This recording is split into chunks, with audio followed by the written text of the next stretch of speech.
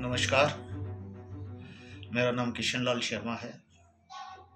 मेरी as 59 years है और मैंने मेरा जो जीवन का maximum period single group pi industries और सिक्योर मीटर्स में निकला है। सिक्योर मीटर्स में मैंने 33 साल तक अपनी सेवाएं दी है। जीवन का जो प्रारंभ हुआ है वो एक सीनियर ऑपरेटर से स्टार्ट हुआ और at the time of retirement मैं सीनियर मैनेजर की पोस्ट से रिटायर हुआ है। बचपन में मेरा जीवन काफ़ी संघर्षमय रहा। मेरे पेरेंट्स मीडियम क्लास के थे। फादर सुथारी का काम हाथ से किया करते थे। इस वजह से मेरा जो जीवन स्टार्ट हुआ वो सुथारी काम में पिताजी के सहयोग के रूप में, सहायक के रूप में स्टार्ट हुआ। पिताजी से मैंने काफ़ी कुछ सीखा, काफ़ी कुछ उनसे पाया।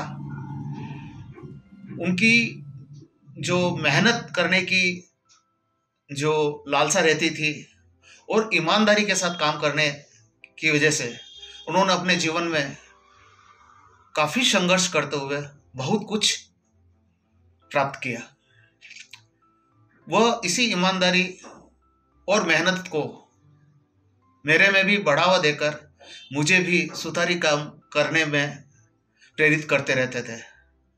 परंतु मैं जिस हिसाब से उन्होंने मेहनत की थी उसको मैं कंटिन्यू करने में से अच्छा ये सोच रहा था कि मेहनत उन्होंने बहुत कर ली, अब हमें वो जो सीखा है, वो जो क्वालिटी कार्य करने में पाई है, वो हम दूसरों को डेलीगेट करें, अपने साथियों को, अपने भाइयों को, अपने परिवार को, अपने जानने वालों के साथ जो इस काम करने में इंटरेस्ट हो और उसको हम आगे बढ़ाएं।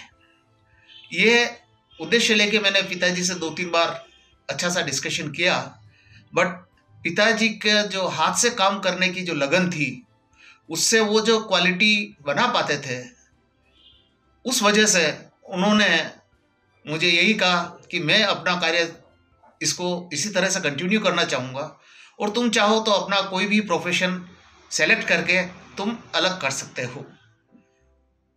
क्योंकि सुथारी काम उस वक्त बहुत ही मेहनतकश कार्य था। उस हिसाब से मैंने क्लास 10th के बाद इलेक्ट्रॉनिक फील्ड में थोड़ा सा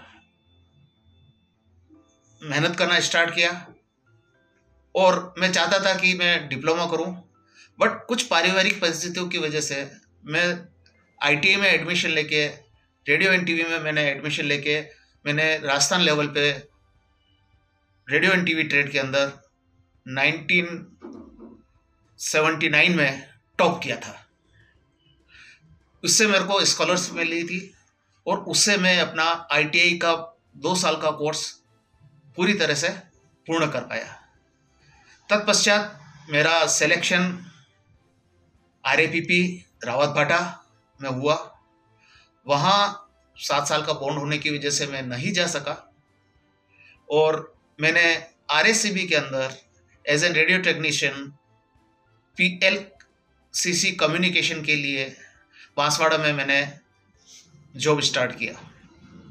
वहाँ मैंने 3 साल कार्य करने के पश्चात मैं वहाँ एक एक्शन थे मिस्टर एल.के. बोथरा साहब, उनके मोटिवेशन से, उनकी प्रेरणा से मैं अपनी सरकारी नौकरी छोड़कर मैं उदयपुर अपना प्राइवेट व्यवसाय करने के लिए आया।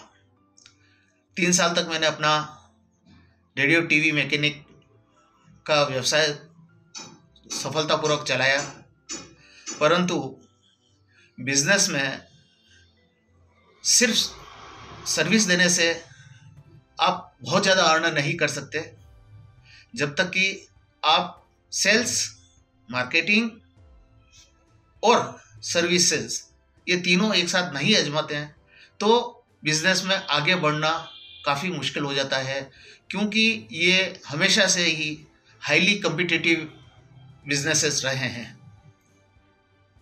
जब मुझे लगा कि मैं बहुत ज़्यादा फंड्स का अरेंजमेंट नहीं कर सकता और सेल्स मार्केटिंग में मेरा जो एरिया वो वीक रहेगा, तत्पश्चात मैंने सोचा कि मेरे को किसी कंपनी में सर्विस कर लेना ज़्यादा बेटर रहेगा, जिससे कि मैं अपना जीवन और परिवार का जीवन पूर्ण रूप से उसको आगे बढ़ा सकूं। इस हेतु मैंने लिपिडेटा सिस्टम में एक एप्लीकेशन लगाई और वहाँ श्रीमान श्री संजय सिंघल साहब उस वक्त मैनेजिंग डायरेक्टर थे। उनके इंटरव्यू लेने के पश्चात सेम डे मेरे को सिलेक्शन किया और मैंने अपना सर्विस जीवन वहाँ से आरंभ किया 1986 में। 86 में ही मेरी शादी हो गई, जिससे कि मेरे को पारिवारिक बोझ भी आया।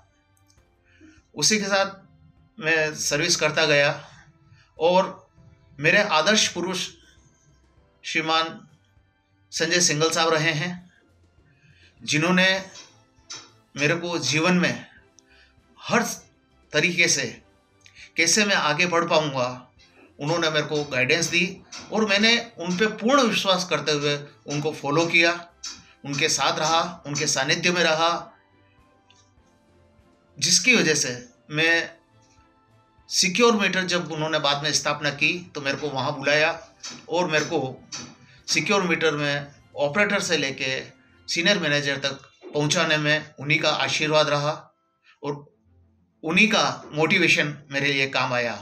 हाँ, मैं मानता हूँ कि इनके साथ मैंने अपनी दृढ़ इच्छा शक्ति और कठिन परिश्रम को हर वक्त अपने साथ में रखा, जिसकी वजह से मैं यहाँ तक पहुँच पाया।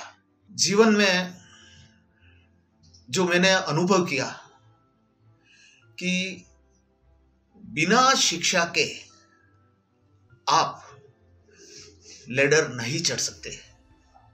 जब तक बेसिक शिक्षा आपकी पूर्ण नहीं होगी, आप कितना भी अनुभव प्राप्त कर लें, उस अनुभव प्राप्त करने में एक तो ड्यूरेशन बढ़ जाएगा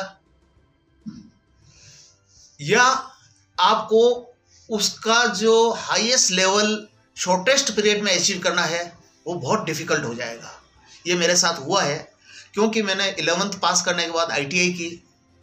उसके बाद जब जिस सिक्योर मीटर्स में मैं लगा तो मेरी कम क्वालिफिकेशन होने की वजह से, मेरी शिक्षा कम होने की वजह से मुझे मैनेजमेंट द्वारा हर बार यही गाइडेंस और सपोर्ट देते थे कि भाई आप अपनी क्वालिफिकेशन बढ़ाओ। अगर मैं क्वालिफाइड होता तो मैं ये सोचता हूँ कि मैं वहाँ काफ़ी हायर पोस्ट पे भी पहुँच सकता था, क्योंकि क्वालिफिकेशन नहीं होने की वजह से और समकक्ष जो जिसको हम पीयर्स कहते हैं उनकी क्वालिफिकेशन होने से और उनसे compete करने के लिए जो एजुकेशनल बैकग्राउंड की जो ज़रूरत होती थी वो कहीं ना कहीं मुझे कम पड़ती थी।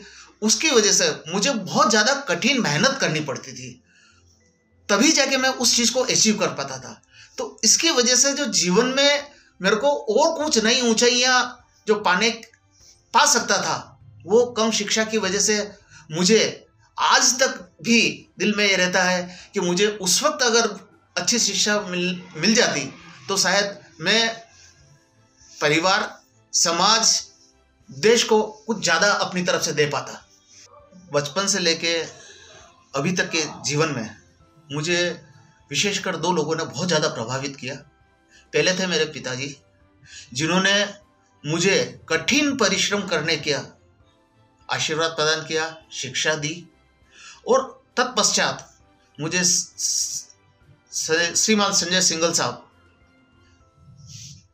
Managing director, chairperson of Secure Meters, उन्होंने मुझे किस तरह से प्लान करके किसी भी मुकाम को हासिल किया जा सकता है, उसमें ईमानदारी के साथ मेहनत की ज़रूरत तो होती ही थी, पर उसको किस वे में, किस तरीके से प्रॉपर प्लानिंग करके उसको छोटे छोटे माइलस्टोन्स में ब्रेकअप करके कैसे अचीव किया जा सकता, ये मुझे श्रीमान संजय सिंघल साहब ने बताया, सिखाया, आजमाया और अचीव कराया। मैंने जैसा बताया था कि अपना कैरियर जो है इलेक्ट्रॉनिक्स फील्ड में स्टार्ट किया। तत्पश्चात समय के साथ और काम करते हुए श्रीमान संजय साहब ने ये पाया कि मैं जो इलेक्ट्रॉनिक्स में कर रहा हूँ उससे कहीं बेटर मैं मैकेनिकल में भी कर सकता हूँ। तो काम की ज़रूरत के हिसाब से, समय की मांग को देखते हुए और मेरे फ्यूचर प्रोग्रेस को देखते हुए उन्होंने मेरे को मैकेनिकल साइड में धीरे धीरे डाइवर्ट स्टार्ट किया। 94 में जहाँ मैं इलेक्ट्रॉनिक्स की टेस्टिंग, सर्किट बोर्ड की टेस्टिंग किया करता था, इलेक्ट्रॉनिक्स मीटर की, धीरे धीरे मेरे को मैकेनिकल में डाइवर्ट किया और प्लास्टिक्स और मोल्ड मेकिंग में मेरे को काफ़ी कुछ अनुभव कराया। और इन काम को करते हुए मैंने काफ़ी कुछ उसमें सीखा और उसमें काम करता गया और मैं इस मुकाम पे पहुंचा।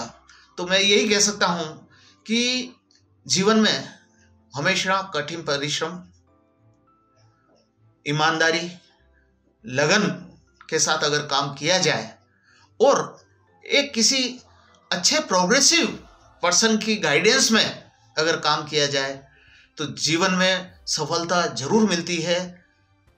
शिक्षा बहुत जरूरी चीज है, बट शिक्षा के बाद ये जो चीजें हैं, कठिन परिश्रम, ईमानदारी, लगन से काम करना, ये आज के दौर में मुझे लगता है कि बहुत कम देखने को मिलता है। बट इसकी सर्वप्रथम सबसे ज़्यादा ज़रूरत इसी की रहती है, जिसकी वजह से सिर्फ आप ही नहीं, कंपनी ही नहीं, देश भी उन्नति तभी कर पाएगा।